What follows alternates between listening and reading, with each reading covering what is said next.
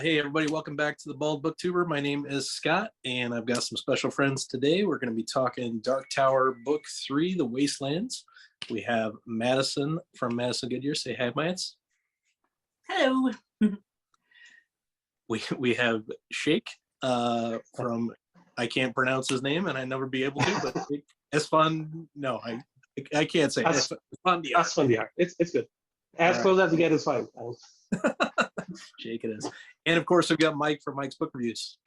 I too am a bald booktuber now. So. Correct. You're always setting trends, my friend. All right, very nice. So we have been doing the read along. We completed book 3, The Wastelands, and I think we were all very positive on the first two. So maybe let's talk through just general impressions, general thoughts on book 3. So I read this in March. We started on the 19th, and March was a really good reading month for me. We had some exciting new books coming out, but overall impressions, I loved this book so much that I would consider it my book of the month in March. And that's the same month that Kingdoms of Death came out. So that was a really tough choice for me because I thoroughly enjoy Kingdoms of Death.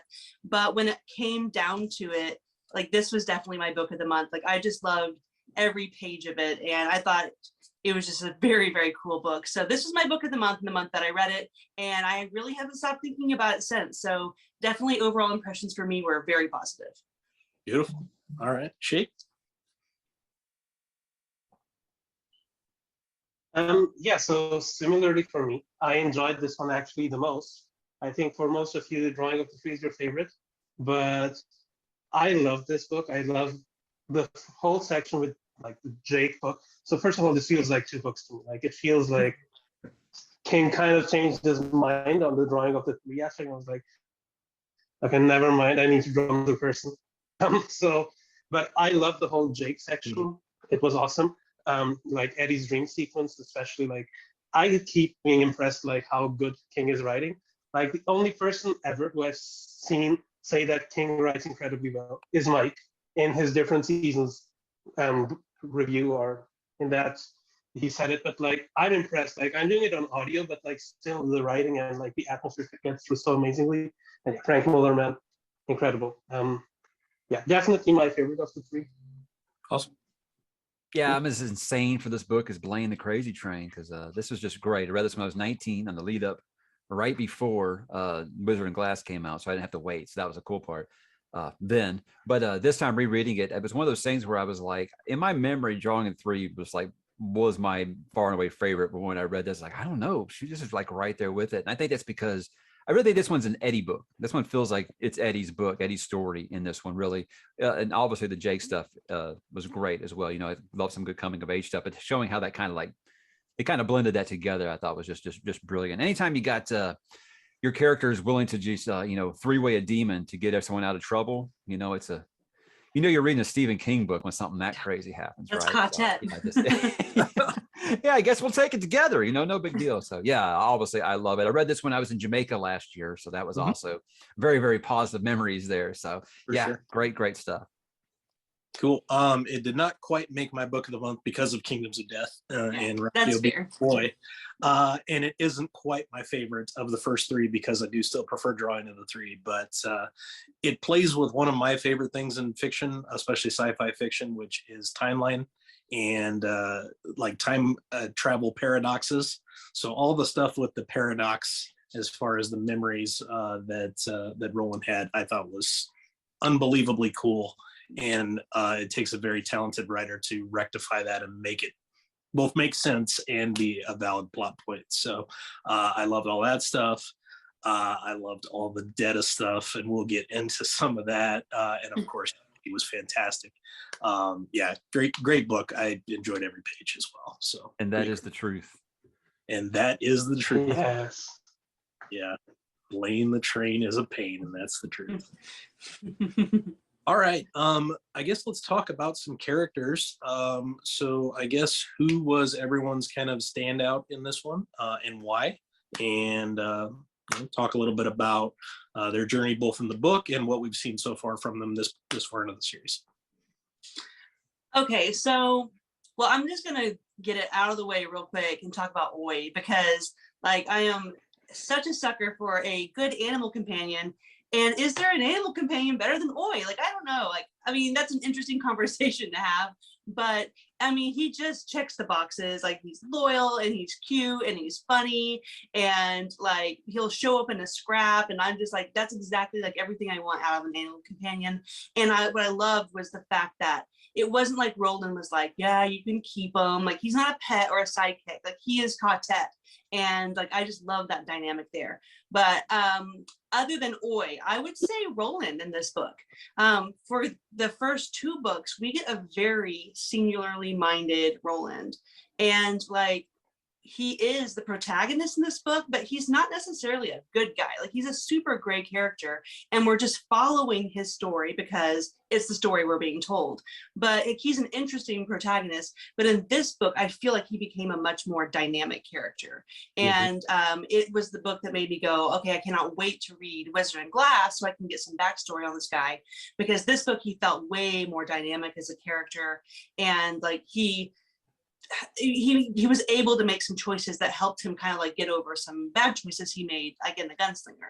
So, or hard choices he had to make. I don't know if they're good or bad, but hard choices that he's been like dealing with ever since. So I would definitely say like they're like, character work is what makes these books so brilliant. So it's hard to pick just one, because you could make an argument for any character that they like stole the show and like you know, their arc was really developed and they, you know, made strides as a character, every single one of them in this book. But to me, I was all about Roland in this book.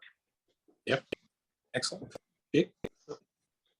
So I would actually say, so I agree with the Roland aspect. Like, I think Roland is like awesome in a lot of ways. But what I really like is like how he reintroduced Jake and how Jake was used throughout the book. Like, I loved, so I think like it was chapter 2 of the book where we only had Jake in New York dealing with the paradox and trying to figure out how to like get back. I think that was written so well. And yeah, I think Jake also after that, like, he goes through so much weird stuff, but the way it's written, it's like, it feels realistic, like how a kid maybe would act with it. And like, yeah, I think he interacts also with all three of the other characters and with Oi incredibly well. So I think like Jake is kind of the connecting tissue of this book, I would say. I agree that with Eddie, we have like the most clear connection between Eddie and Jake. But yeah, for me, Jake was the standout here. Like, I think, because I think like when he dies, or he does die, but like when he dies in that, but also he has this mysterious line that still keeps coming up. There are other worlds than these. And I think like the way he's reintroduced the whole section at the mansion as well. And yeah, so for me, it's definitely Jake. Beautiful. Nice. No brainer for me is Eddie. Like I said, I feel like this is Eddie's book. And I think it's because everyone kind of looks at Eddie like he's just like some big dope, you know, for most of the series. And until this point where I feel like it's very much his story. He's got to make this key, all this stuff. He's got to come to terms with the stuff with his brother. And I think that's part of his journey. But the part that really sticks with me in this is there is a part where he basically stands up to Roland and like tells him, you know, you need to start taking us seriously. As if we're part of this quartet, then, you know, we're a part of it. We're not just following you. Like, you could die tomorrow. We're still going to the tower now. You know, we're all in on this. So I felt like very much, you know, his arriving point, which we will see come a little bit more in the next book. There's a little hook for you. But yeah, it's just great stuff with Eddie. And that's why, yeah, Eddie is like my favorite member of this this quartet, which you will see more and more as the series goes along. And I love Oi. Oi is always great. So, and yes, he's better than Night Eyes. Correct, but I love Oi. That's right. No problem. So I love all the choices. I'd love to copy all of them, but I'll go a different route. I thought Susanna was awesome in this book. I really enjoyed the montage at the beginning of Roland kind of teaching her how to be a gunslinger. I thought that was all super cool. I liked that she had to enlist the help of Detta as another part of her personality to solve the mathematical riddle. I believe she used the Pythagorean theorem, but I'm old and can't remember mathematics from high school, so I'm pretty sure that's what she used, which was cool. And of course, she might be having a demon baby, so who doesn't want a good demon baby? So that's something to look forward to. Love a good demon baby. Yes, and I would just like to point out, we did not plan to each take a separate character. It happened, Right. it happened naturally. It No, worked that's right. perfectly. No, but Madison's correct. You could pick any character and it would be 100%. Absolutely. Um, Because I mean, Jake's awesome in this book, for God's sakes. Mhm. You know, so Yeah. And if I was to just pick a favorite of the whole story so far, it's definitely Eddie. So like, but Roland was the one that just kind of stood out to me in this book, and I kind of like thought he made some really cool choices and progress. So yeah, it's such a character-driven story that there's no wrong answer for sure. let's go a different. Gasher is the wrong answer. The wrong answer is Gasher. Gasher is TikTok the- man. Let's go a different route. Let's talk about Shardik / Mirror the Bear. What I didn't know exactly what I was reading or what this had to do with anything. So maybe tell me your impressions as you were going Well, through it, what this has to do As with. we were reading this, I feel like I was the only one who was like physically revolted by reading that passage. But there's just something about like maggots and parasites and the like. I thought that was so gross. Like I thought it was awesome. Like I thought it was horrifying in all the right ways and really added that like really disturbing bit of Stephen King, just nastiness that sometimes just has to be in there. I love that. Like that's what keeps me coming back. But at the same time, I was like that emoji with the green face the whole time I was reading it, because I just cannot do like rotting, festering, parasites, squelching, all those words. Pus, like that. The word pus is enough to make me just like die. I cannot. So I thought it was gross, but I'm glad it was there because it definitely got the point across. Yeah, you were ahead of me and you were saying all that stuff about how gross it was. I can't wait to read this. I don't know what this is. But Yes. It's a I personal think a lot thing. of people had. I think you had a long discussion with Brent as well. Like, why do you feel like this? This wasn't that bad. But I mean, That was so gross. anyway, like Shardik. So as Mike mentioned like before we were talking, like predicting this stuff is kind of hard. Like I want to see the person predicted to get a cyborg bear in the first chapter of this book. I was reading, I was like, what's happening? Why? But I thought again, I think how he blends fantasy and sci-fi in this story is like pretty impressive. Like it doesn't feel out of place. Like it's just maybe that's also partially because I'm like, just do your thing. I'm in. I'm not going to question what he's doing. But I think the whole like underlying aspects of having both, like a lot of sci-fi elements, like even like it's not just some sci-fi elements, right? Like there is technology throughout the whole story. So I think that's an interesting concept. And I like, so I don't know how exactly like all these, it's like 6 animals, right? That guard the path of the beam or something. I don't know how they were called, but I think it was an interesting concept to be like, okay, there is this path of the beam, which sounds like a very like fantasy type of thing, but also it seems like it's charged by technology. Yeah, I don't know what to say about it actually. Like I was like, okay, you have a bear with a satellite on its head. Cool, let's go. Let's Man, I was go. all on board when this happened because to me, this is why I tell everybody when they say, what makes the series special is when I say there's nothing else that feels like this, because it's not fantasy, it's not horror, it's not science fiction, it's all of them. Just put them in a bowl and they're kind of mixing around. That's kind of what I was thinking here. But this is the first book I think where it really goes all in on the path of the beam and the 12 guardians and all that kind of stuff. So yeah, I was very excited. Now, obviously, I know these answers, so I'm just going to kind of play it like I did when I read it for the first time. But yeah, I was trying to figure out why Madison found the scene so disgusting, and so she actually like sent me the passages. I'm like, oh yeah, I guess I just come to expect stuff like that from King that doesn't really get to me anymore. But we all have something like that, So usually it's about like Tad Williams writing about white spiders crawling over people. I'm like, yeah, get away from me, But yeah, bring on the maggots, bring on the pus and all that stuff. Yeah, I'm No. all board. Yeah, I really enjoyed the world building aspects of some of these chapters, talking about how he's one of the guardians and all this kind of stuff. And I like the whole concept of, we're seeing this machinery and electronic stuff that's rusting out and aging and all these things. So you get the sense that this world again has moved on again, whatever that means. So I'm really looking forward to figuring out what all that stuff entails. And I don't think we have our answers yet for those of us that may have gone a little bit further in the series, but I'm looking forward to finding out more. I liked when he treated Eddie. For some reason that was entertaining to me. I'm glad Eddie was fine, but I remember feeling a sense of dread for my boy Eddie, even though I assumed he would be fine. But yeah, it was just kind of a terrifying sequence there in all the right ways. Can I add something about that scene? Something that I thought was really, really cool Mhm. was it was like the first time he just really went into how fast with a gun Roland is. Like it's like boom, he didn't even see it. It was so fast. I thought that was a really nice touch because you kind of got that idea in the first book when he just massacres Toll. That he is really good with the gun. But this is the first time I've seeing it from someone else's perspective. Just like, holy shit, this guy is like incredibly quick. So yeah, good stuff. Indeed it is. I've run out of questions to ask. I don't know what the questions are. So let's figure out what everybody wants to talk to. Just open forum at this point. I have something I was thinking about. Yeah. In the drawing of the three, I know that all of us kind of had similar, I don't want to call it complaint, but none of us love insta love. Like that's always kind of like when you see it. But I'm happy for the two of them. They're going to be together. Might as well, be in love, right? But I would say in this book, like I think Jake joining the group really kind of like sealed their sense of family.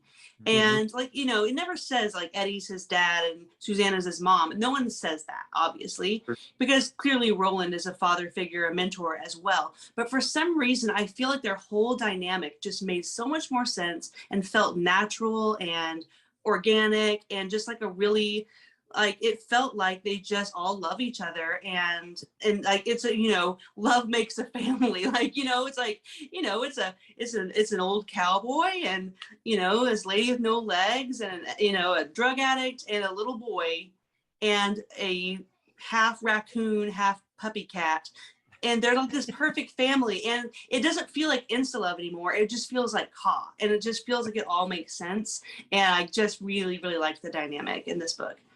Yeah, great call up. Also, regarding the insta love, I actually think that was explained better in this book.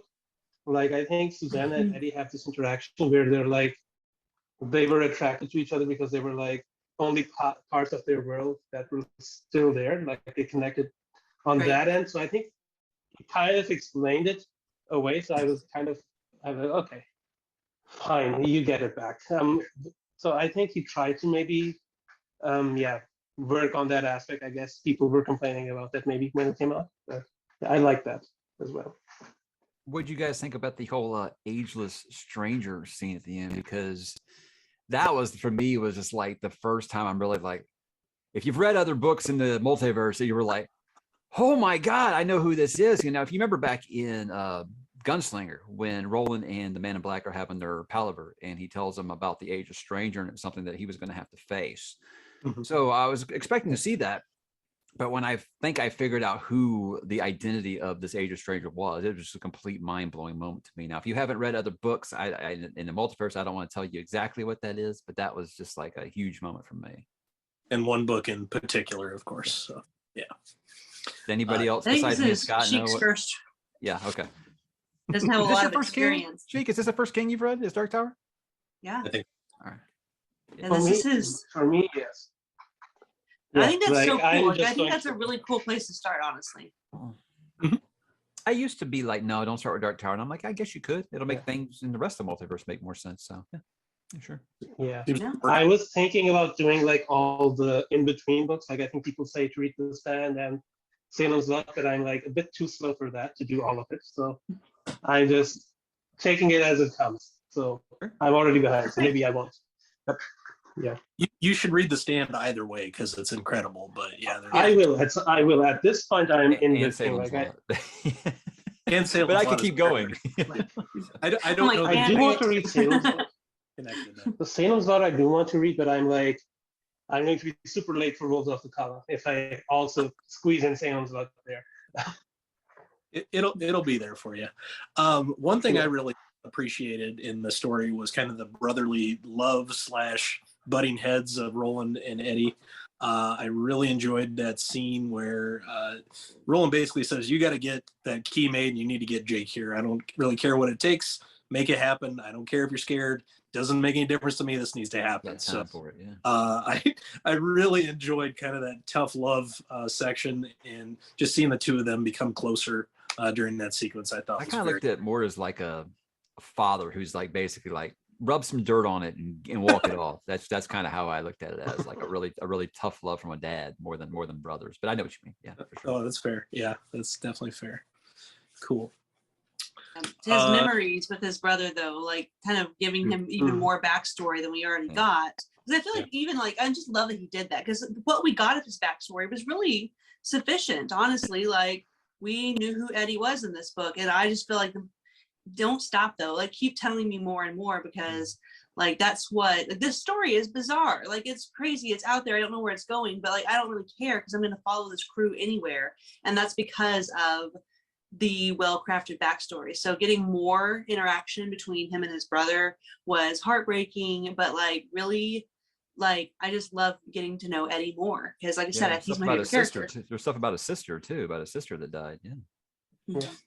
The toughest line for me in that whole book was when he said it's tougher to, or what was it? It's easier to beat heroin than to beat a childhood.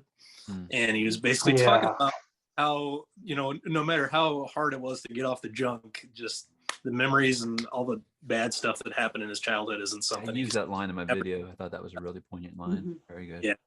Tough. You could tell that was King kind of projecting a little bit. Yeah, for sure. Was he already off the junk when he wrote this, or was this pre? No, wait. Yeah, I believe he was.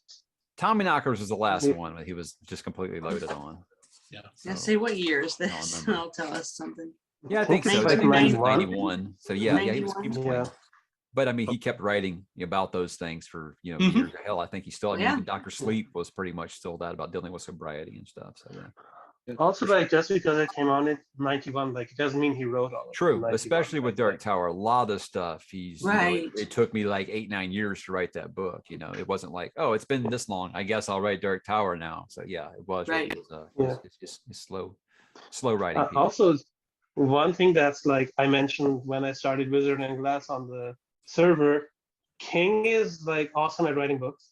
He's also awesome at writing book summaries, where I'm like, I literally listen to his summaries just because I'm like, this will be fun. Like this book and immediately started, like, I'm listening to the summary. I don't care. This will be fun. Like it feels like he actually spends time to be like, okay, how can I retell this in an interesting way? And not just say like this happened. About the forward, the forward in each book. Yeah, like the argument. Yeah, argument. Yes. More authors should do it, particularly fantasy authors with large scale series. For sure. I know. I love a good recap. Yeah, and there's like 6-7 years between these books too. So yeah, very, very great. And less of an internet presence to talk about the stuff. So And like I said, when I was talking about this series, guys, we were still on bulletin board systems talking about it. But you'd be surprised how many people were there to talk about it. So for sure. So how many people predicted Shard? That's what I want to know. Predicted Shard? Well, no. Like I said, when I first started getting into the community, it was right before Wizard and Glass came out. So I was trying to catch up. Yeah. So it was like everyone else going back and being like, hey, I told you I was right about R plus L equals J, when they never read the book. I was like, oh yeah, take this with you, So I didn't try to be that guy when I'm bulletin board systems talking about how I thought they were going to handle Blame the Pain, so. That's what I was going to ask. Yeah, you go ahead, sorry. Like, no, I was just going to say, like, sorry. No, go ahead. I was just going to say, I'm wondering what the original covers for this series were, because like the new Wastelands cover has the train up front, right? So it's like you're expecting like there's going to be a crazy train. I wonder what the original cover was, and like the original cover for this one. For this one, it was the house that's eating Jake. It was the house that was trying to eat Jake. That's also such an awesome cover. Yeah, like with Eddie pulling him out.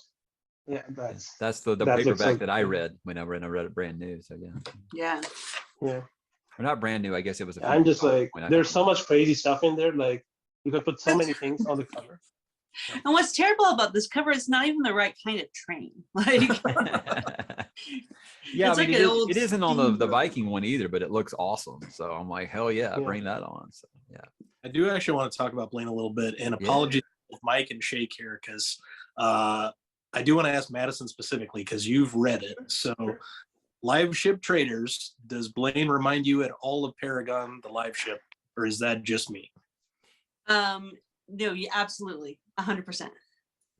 So I don't know if she read this first or not, but the whole petulant child aspect of his personality and the one-track mind of the thing, and like immediately when I read this, the All first right, character. Scott, you've got me excited to read Live Ship now. You're making a comparison that I like I, here. I was going to say Mike looks like he's going to read Life Ship next. I was like, just are we his gonna face switch looking but at gears you. and talk about Life I'm Ship also Trader? wondering if you're being like Sheik, who everything he reads, he says, "Hey, that came in the Song of Ice and Fire." For I see I parallels, didn't but do that yet with Dark Tower.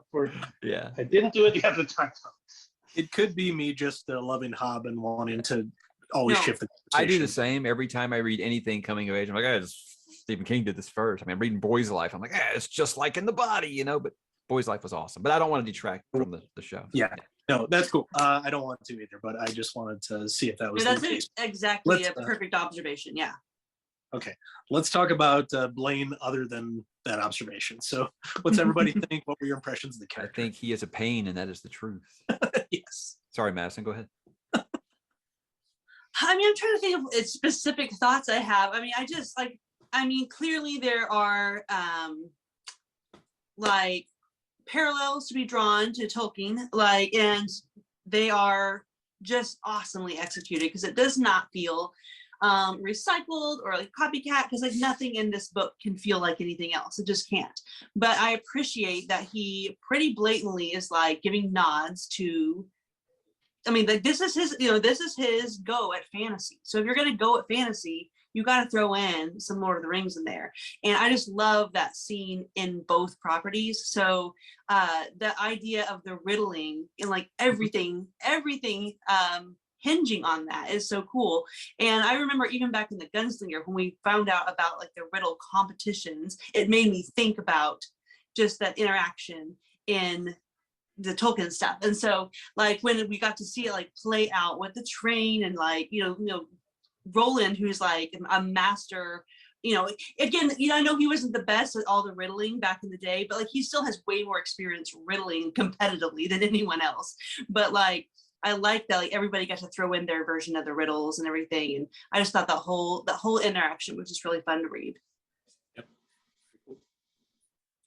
Yep. For me, so Blaine itself, I think, was like setup. I think the setup to it was really interesting as well. Like everybody in this city being like, you don't want to go there, stay away. So that was fun, like just building the tension, right? And then like with also the aspect with little Blaine, like, don't make him angry. Little Blaine. Yeah. Yeah, the It's like, narration's okay. awesome with Little Blaine and then I think that's done all really well. And then so it's also like Blaine isn't just a train, right? He's also like there with Roland and Jake being kind of come, we need to go. And then like I actually have a hard time articulating everything that I feel about like Dark Tower, because it's like yeah, I don't know what to say. Like I as I said, like on the cover, I was expecting a crazy train. I was not expecting this. And I have to be careful that I don't spoil stuff for later on. For sure. Yeah. For me, being a big Tolkien guy, yeah, riddles in the dark. I was like, great, King's going to do some of these messed up riddles, right? He's going to do riddles in the dark, but he's going to have it even more messed up, which I think you do see. I'm having a hard time remembering what comes here and what comes in Wizard and Glass here. Yeah. So I want to make sure I don't talk too much about it, but yeah, just anytime you got like a battle of wits like that. And I don't know about you guys, I'm terrible at riddles, like awful at them. So to me, it was just like, okay, I'm just gonna after I read each one, then I gotta go back and go, oh yeah, okay, I can see that. I did get the river one. That's the only one I got, but I did get it. Yeah. I didn't get any in the Hobbit. I didn't get any here. So yeah. I know if I were ever in a battle of wits where it came down to riddles, I'd be like, I'm just dead, because like they'd be exchanging riddles and Blaine would be like, that's for babies. And I'd be like, I don't know what the answer is. when is a car not a car, when it's a jar or something like that. Yeah. That's about the kind of When's a level of door something that not I a would door? Or ask. not You know, door when so it's a jar. that's just Eddie being Eddie. You know? You gotta love it. Yeah, that's a good one. Yeah, so probably one of my favorite scenes was Jake writing this complete nonsense paper, and he's like, "I'm going to get expelled from school, and I'm going to be in so much brilliant. trouble." And he gets this A+ on the paper, and I just laughed Awesome. hysterically for 15 minutes. I couldn't get enough of that scene, and that pretty much is just my experience with the whole book. Like, that was completely random and wonderful, and it set it up nicely for this crazy psychotic train that wants to either kill people or solve some riddles. So, or ask some riddles. So it was wonderful stuff all around. How about that cliffhanger though? I mean, imagine having to wait 6 years between these two books. You know, wild. With, Right? I'm glad I with read it no when I clear did. plan, because we Yeah, didn't 'cause really. that cliffhanger is like, it's barely And I'm the gonna say, I feel like cliffhanger. that's the only one this whole series that is flat cliffhanger. Like each one is like you don't get all your answers, but I feel like there's a stopping point. This is the first one where it's like that It felt just- like mid scene. Yeah, rough. Mm. Maybe that's why I didn't remember that it had that much of a painful cliffhanger, because I did read it like literally days Right. before Wizard and Glass came out. So I was very happy I read them close together. That was very, So also the worst name for a group of people ever, the pubes. the pubes. Like, why are we not talking about the pubes from Lud? good old. I was like, had I to- was audio only at that point, because I do like to do a lot of Yes, immersive same. reading with these bigger books. But at the Yeah. point that the pubes were being introduced, I was audio only, and I had to pause it and go walk and get my book. And I was like, did he say pubes? Well, look, you got to imagine that King was just being 12 here. You got pubes, and you got a character called Gasher. I mean, come on here. He's Yeah. just Yeah, we being haven't 12. talked about TikTok or Gasher yet. Yeah, Yeah, we TikTok. should. How are the villains for everyone? TikTok being like the son of a Nazi or something like that. I was like, Yeah. what the fuck is going on right now? So Yeah. that's wild stuff. I didn't remember that at all. Yeah, that the plane crash of his grandfather or whatever into this different world. I got a little bit confused, probably a lot bit confused. Let's say but something about Dark Tower, guys. There's stuff that becomes clear, but there's stuff that, like, even on a reread, you can be like, fuck. Okay. Yeah, so I say consult the concordance when you're done, because I think maybe if Robin Firth can't answer it, even King probably can't answer it. So Yeah, I will definitely do that. I'm looking forward to that once we're finished. But yeah, sorry, I interrupted. Go ahead. You were talking about Lud, Madison. Oh, I was. When it comes to the villains, like Gasher was repulsive, like awesome. basically, he wants to bad molest guy. Jake. He like flat out says he wants to molest Jake. It's like, Yeah. oh my God. And like, so like one of those characters that's just bad for the sake of being bad. Like, and that to me is like insane, like just a crazy kind of character to read. And I mean, it's horrible and cringy, but I love that, because sometimes villains are so complicated, and they have like daddy issues, and are they going to change, and like what's their motivations? But like Gasher, like he's just bad to be bad, and like because he's crazy and the world has moved on and he's just bad. So I thought that was really maniacal and crazy. And then with TikTok, I thought I was getting like major my life for yours kind of vibes there. Yeah. I like where that's going. I'll say that. Sheikh, any I thoughts would on that? say similar. Like, I hated Gasher. I was like, with each chapter, like we were getting with each section with Jake, and I was like, dude, please die, please die. Like, also, how did you feel about the pus with Gasher, Madison? It just as How bad. flowing- So flowing much out pus of in this his eye. book. Yeah, why did I like this Why? book so much? It had so much pus in it. But yeah, I mean, Gasher, and then also like Gasher and TikTok man's like standoff against each other, where he's like, so it doesn't lead to anything because being also Roland sacrificed Oi. I will have that on the negative side for him. It was like, Jake will survive, but the Billy Bumbler must probably die or something like that. I was like, no. Yeah. I didn't like But that. I didn't know if he would. I didn't know if he would do it because like somebody on Discord, like for book one, said like, I remember Scott was very annoyed. Oh, put the crying Somebody said, emoji over Oi's Yeah, name. I am crying emoji. I was like, no, he surely not already. Not Surely yet. We not just got him. Yeah. With me, TikTok man, the whole like thing he had going on there kind of makes me think of, imagine the Stand, but if Randall Flagg's like New Vegas hadn't had like the rules that he had put in place for there, just kind Ooh, of let everyone yeah. just kind of be as nasty as they want to be. That's kind of what it made me think of. So I Mhm. got Stand vibes off some of these things before the actual connection to the Stand. So that was Safe. really cool. But hey, I like that whole act because Oi gets to kind of be like a hero a little bit, you know. There gets to do some espionage. I had a great time with that. So, yeah. Yeah, I think it's a credit to King because I usually don't like uncomplicated villains that are just bad for the sake of bad. That's usually annoying to me, but somehow he makes it work. As I don't long know. as it's not the main villain.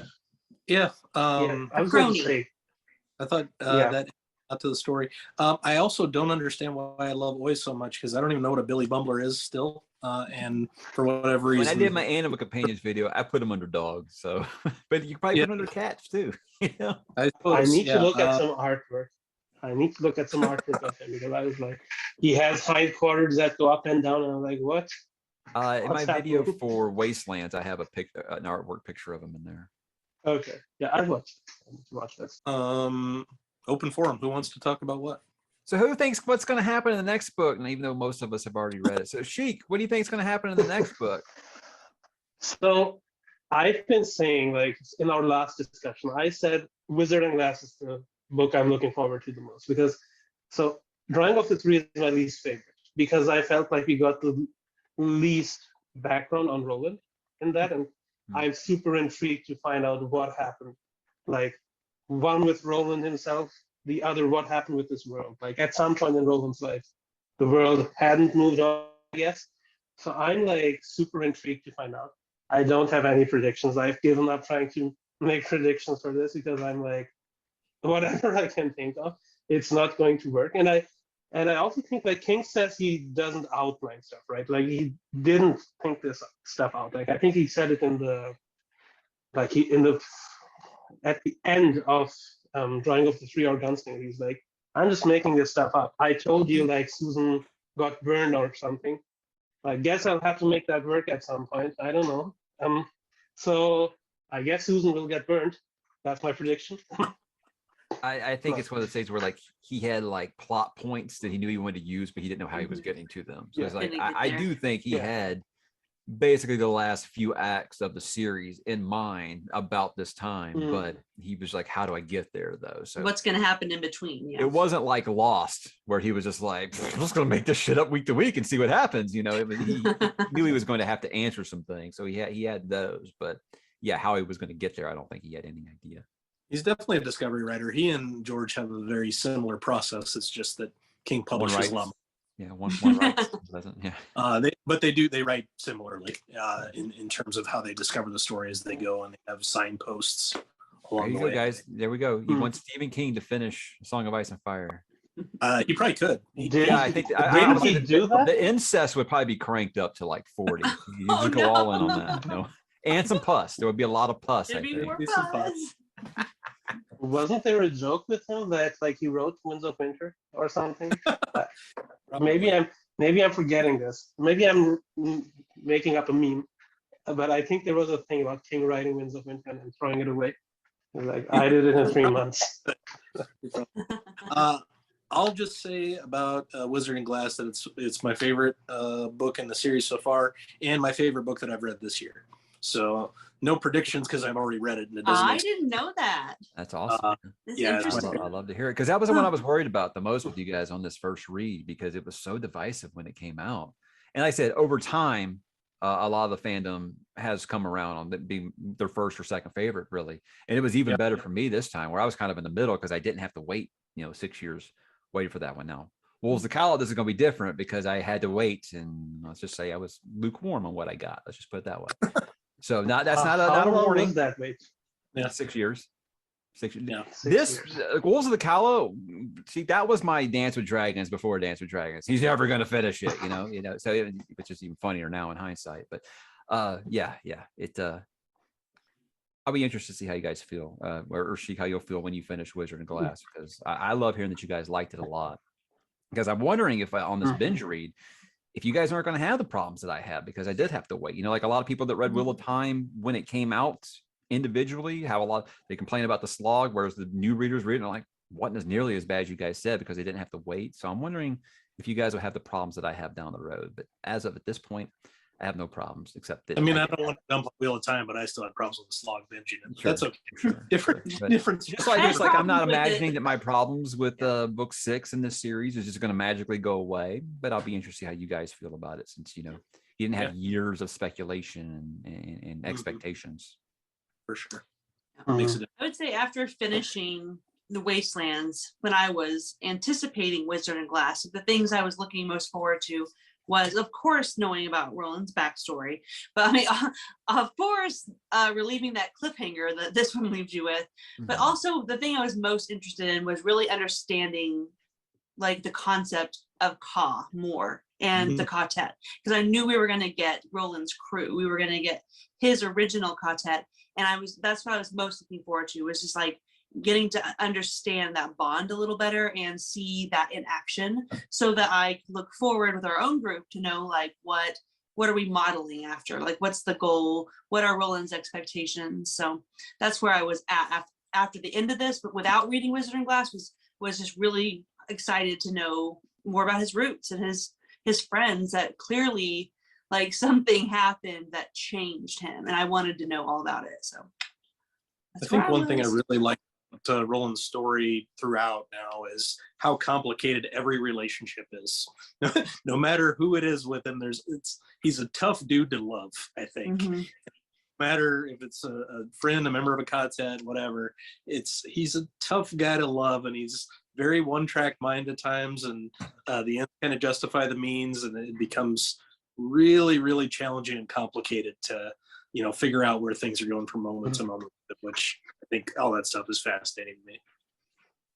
Oh yeah. Related to that, but yeah, sorry. You're Yeah, so what I was going to say is like, I'm interested to see, so there are a lot of hints still, despite the fact that Roland is getting like more connected with all the other people. There is this one thing where it's like, Roland is not a full part of this quartet, or whatever that means. And also there are still a lot of hints that at some point he's going to make a sacrifice. And I think there's going to be a sacrifice like with Jake for sure, because there's so much like foreshadowing there where it's like he's like, you won't let me fall again. And he's like, no, never again. And in his head, maybe. Basically. And like already with Oi, we saw he knew that Oi was part of or he suspected that he was part of the quartet, and he was like, well, this is my best chance to like save Jake, so whatever, go ahead, Billy Bumbler. So I am worried that like Roland will have to make some hard decisions where like somebody's going to try to trick him to like have to sacrifice these people, but that's actually going to be the wrong choice. That's kind of something I could see going, where he thinks that to get to the tower he has to like, I don't know, somehow sacrifice one of them, but that's actually not what he was supposed to do. Then that there's a whole thing with Eddie telling him like, dude, if anything happens to Susanna because of you, like I'll kill you. that was so. Hey, look, I want to defend Roland here for a minute. Now, put yourself in this situation. This is tough. This is called making the tough choices when you're the leader of something like this. Say your dog, your family dog is going to die, or your son is going to die. Which one are you going to say? Yeah. You're going to save your But son. is he the family dog, or is he quartet? Like, you know what? You consider your dog a member of your family. Are you choosing that dog over your child, though? No.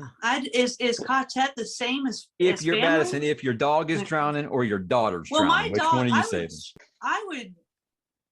I'm not that attached to my dog. I'm just saying. And you know what? Roland's known Oi for 5 minutes. You know, let's I'm be just saying, fair I here. thought that the relationship they had was like somewhat of a supernatural bond because they were quartet.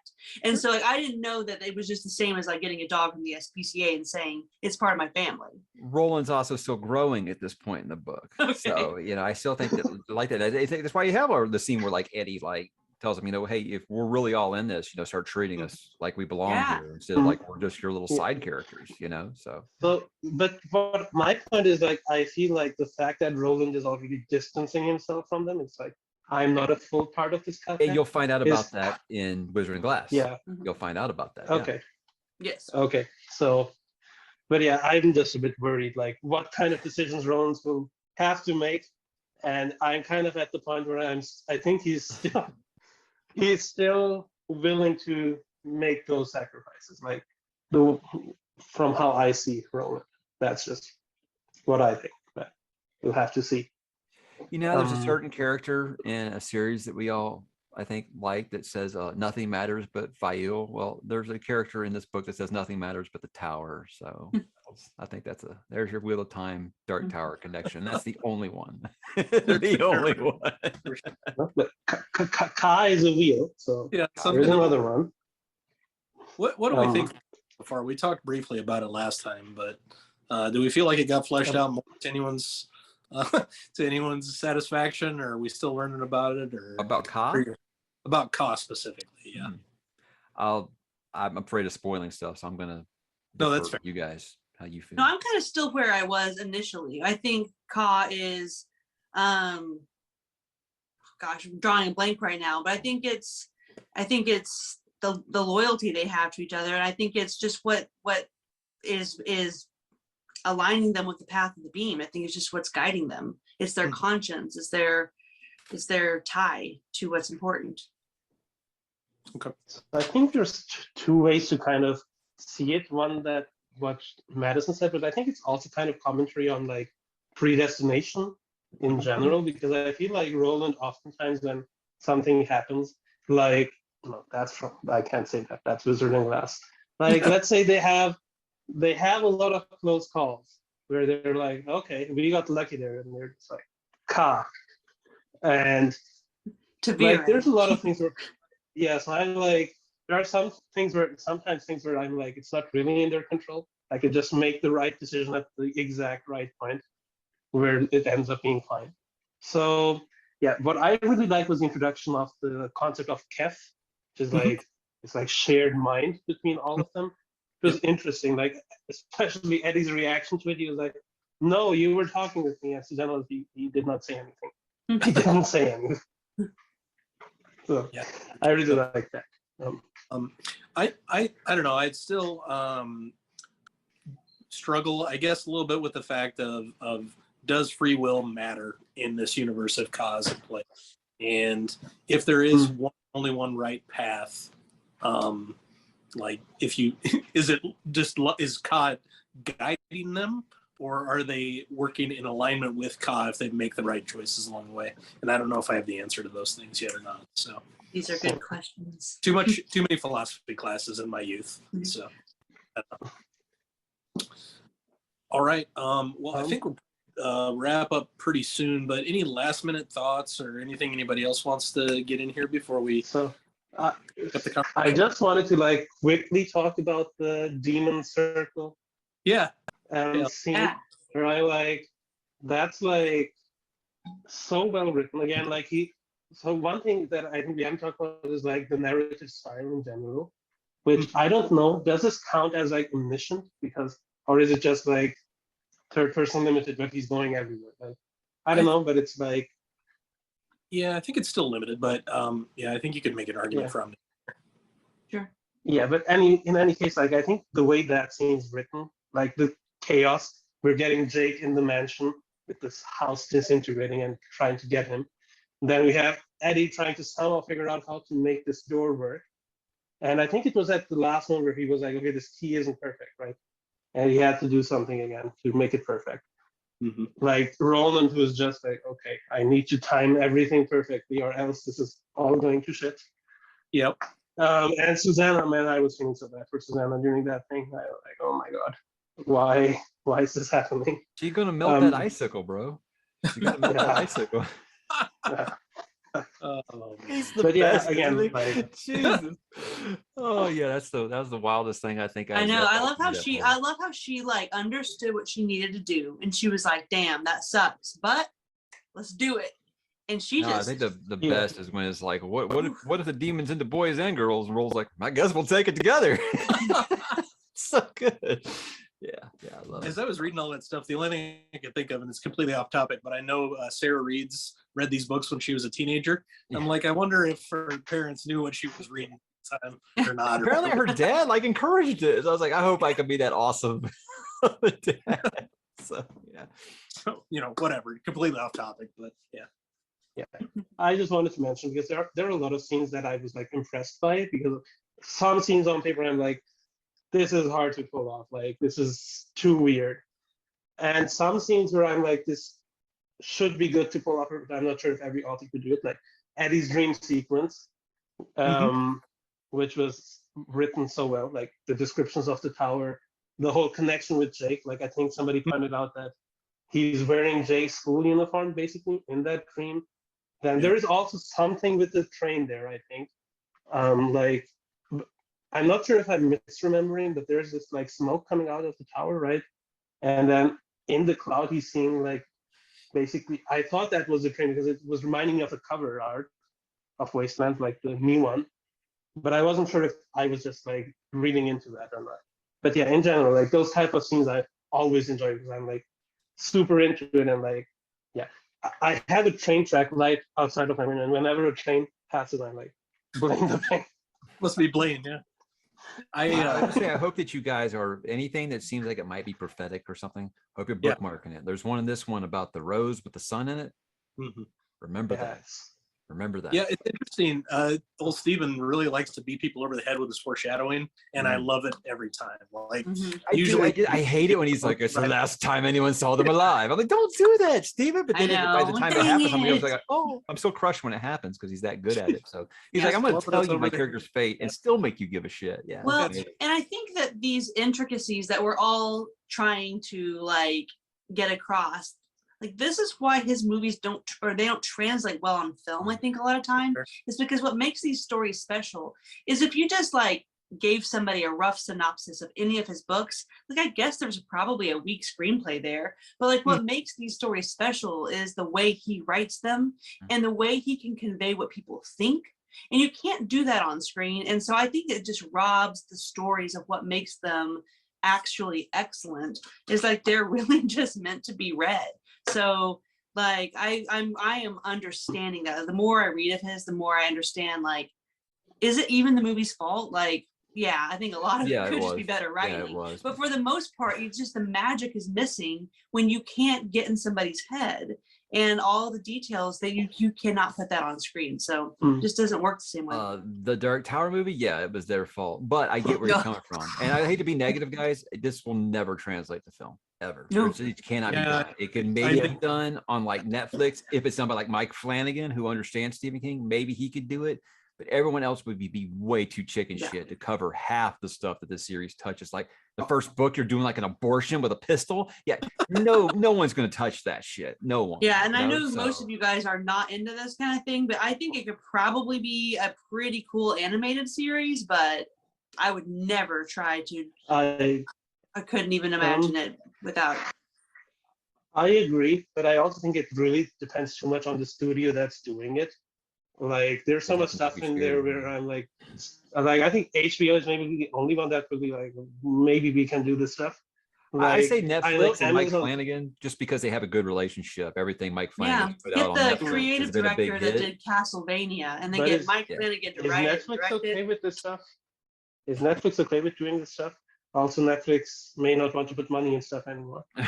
Maybe not. Yeah, there's that. Anyway, There's that. I think the that's- story is too complicated. I don't see it translating well. Yeah, Guys, I I've think- been I following think it's forever hard for to them track. to make adaptations of this, and it's always just like it always sounds great on paper, and then they say once they start getting into it, they're like, we can't film this, we can't spend this much money on it, it'd have to have this much success. I mean, there's at one point where Opie, Ron Howard was like wanting to do like a movie and a TV series that was like complementary to it. You know, kind of like what MCU is doing right now. They kind of wanted to do that, and even that was just like, yeah, it was a great idea on paper. Probably never going to work. So, And maybe this is wrong to say, but I don't think that this will get enough mass appeal. Like this is weird, definitely. guys. I agree. I don't think you're going to get millions of people that don't already like the books to like it. Like, I just think it's kind of very specific. And if you are into weird shit, like, you're probably not gonna like it. I was I afraid I agree. wasn't So gonna, I took a chance have to because depend my on Cool, what you go ahead. No, let's all talk at the same time. Let's all do it. Come on, everybody. 1, 2, 3, go. No, No, I mean, that was a legitimate fear. I didn't think it would be for me, and I was scared. I was scared when you guys started it because you know how much I love it. And so when you guys said you were going to do it, I was like, I'm excited, but I said nervous excitement. It's kind of how you feel about Live Ship. You know, if I end up reading Live Ship and not liking it, it's gonna crush you. You know, that's how I felt about this. If you guys hated this, I was going to be devastated. So I'm going in with the expectation that you'll hate it, so I'll be pleasantly surprised if you don't. So that's just the easiest way for me. hope for the I best. think expect this the is worst. more isolating than Live Ship Traders. Live Ship has But more I agree with you for sure. Yeah. Like, I already have a hard time recommending this as a series to people, as a book series. Like, I have a roommate who's asking me for like book recommendations recently, and I'm like, how do I sell this to somebody? Maybe I just send them mics why you should read. Yeah, That's see, probably I did it. But Yeah. here's the thing with that was I was like, I'm gonna be honest with you though, this isn't gonna be a series for everybody. But you know, Yeah. if you I like, actually don't mind sent him some fucked your up Red things. Rising. Just sent him your Red Rising why you should read, actually. That's But I'm like, I can't tell you why. I'm like, if you want crazy shit and you're just okay with seeing what. If you the want sci-fi something that novel doesn't feel like anything else you've ever Yeah. read, this is the Yeah. one. Yeah, definitely. Yeah, Yeah. But yeah, if you're a fan of character-driven fantasy and you want something that is completely unique and just kind of fucked up, but also like keeps you on the edge of your seat, really action-packed, like, this is so far so good. Mhm. But it's weird. But to Madison's point about the writing quickly, I 100% agree about the evoking emotion through like sentences specifically, like which I think can translate to film. Because I'm like, this is probably, so in terms of atmosphere, this is probably the best author I've read. In terms of like getting me to have goosebumps or like having an emotional reaction just on the street while I'm listening to this as well. Like, I'm just like, sometimes I have like a very cool reaction about some of these things. Like, I think Madison mentioned this on Discord yesterday. Like, just sentences like, one thing that Roland didn't tell them was that in the high speech, char just had one meaning. It meant death or something. And I was like, okay, shit. What's Now this you're thing making me going to have do an to them? emotional reaction with this as someone who loves Yeah. Stephen King, hearing someone say, you know, that this is just like so amazing. Yeah, like, I love hearing this. I'm like surprised that people don't talk about his writing more. Like, I know. I hate it when they call him a literally- schlock writer. I hate that shit. It's like, dude, this Yeah. dude can write great. Yeah. They just think that horror is beneath a really good writer. That's what the problem is. He Yeah, could've I written can't. All I John, can say it's is so cool. I had my own preconceived notions about Stephen King before I started reading Stephen King, and it's nothing what I thought it would be. It's my favorite. Like, it's the best. So because for years snobs have been saying commercially successful equals bad. Hmm. That's literally all it it is. just Yeah, they got him gels. confused with Dean Koontz. That was the problem. I'm Dean happy Koontz to is say a I decent was story wrong. writer. He's not a very good writer. His prose is not very good at all. But Hmm. I haven't read enough to really hammer away on him. But I've read enough. So Well, you guys know me. Also, I'm before biased. we end it, Frank Muller. That's it. yeah, Michael chime in on that. I know he's a big I fan. have no feedback on it, but I did. Someone will always recommend the audiobooks to me, and I'll listen to like a sample or something. But with this one, I listened to the sample, and I was like, okay, fine. Someone sent me an isolated clip of the way that he does Detta, and I about Yeah, fell out of my it's seat so laughing. good. So Awesome. yeah, So good. I love his Eddie. His Eddie is probably one of my favorite things. Yes. does he talk like a Bronx guy or something? Yeah. Yeah. Really? More or less. Great. You should check. It's good stuff. It's worth. It's not as good as Data because that's just hilarious. But yeah, Oh, Yeah. Funky Maffa. very spot. Also, Oi. Boy, tremendous. Yeah. Yeah, indeed. All right. Now Very cool. that guy actually passed away. He didn't finish reading the series, right? That's true. Yeah. I hope the whatever the new guy takes over, you guys like it as much. I know I'm nervous about it, but I hope when we start Wolves of Kala, I hope it's awesome. Also, George Goodell's fine. He did the narration I listened to for the first one for Gunslinger. It's okay. It's fine. It's not Frank Muller, but it's fine. But yeah, sadly, Frank Muller was in a motorcycle crash, and he was in a coma for like 3 or 4 years. Wow. So Gosh, I didn't know that. very sad, untimely. But like, yeah, I think even King says that Muller's voices are the voices in his head at this point. Because it's impressive. Like at some point, you're just not even thinking that it's one person doing all these voices. Like I think for me, only James Marsters has gotten close to that. Like Marsters' like voice for Toot Toot is like anyway, that doesn't relate to Dark Tower. You haven't done Stephen Pacey First Law yet. You'll No, I have. Something to look forward. That's also. Yeah. I'll probably for a do that treat. actually once I'm done with Dark Tower. Yeah. It's All right, hard well, for me to unsee these arts for these books and not see Oh, these so- as the characters, you know. So that's kind of the thing. Everybody's always like, "What do you imagine this like in your head?" And I'm like, "That artwork," you know, because that's what all I had for years. Never really thought about them as actors or anything like that. But Right. that could be a fun video. You guys could talk about like who you would cast. But Roll. isn't Roland basically Clint Good Eastwood? idea. Like, isn't this Yeah. essentially in this yeah, yeah, in this Sergio book Leone, you that know. he's? I was actually really excited to see Idris Elba portray him, and I was very, very disappointed all around. No comment. I just love that King is just like, okay, Jake's just going to see a movie poster with Clint Eastwood and say that's Roland. Fair. Okay, like what other fantasy series can do this? Like, imagine in the Song of Ice and Fire, you just be like, hey, Sean Bean. Well, thank you for letting me crash. I appreciate it, you Yeah, guys. Hope thanks we for didn't coming. take up too much of your time. I was just excited to hear other people talk about one of Yeah, my we're favorite glad to have fantasy you. series ever. So Yeah, we'll probably be getting together again once Sheikh gets Wizard and Glass God, done. hurry up, dude. Jeez, Yes, what are you for sure. doing? I don't know. We're not gonna. hurry. I'm doing what I do. I mean, this is on brand, as you say, stay on brand, right? Stay on On brand. brand. There it is. Always saying that. I'm not trying to rush. My brand is Let my us know when brand you is get slow done. reading right now. Because we're looking forward to talking Yeah. about that. Love that book. So Yes, thank you for keeping up, like, or for putting up with me and not like just rushing away with these live streams. been a pleasure. All right, Okay. sounds good. Well, I'll let Yeah. everybody get back today. Thanks for joining today, and we'll talk soon.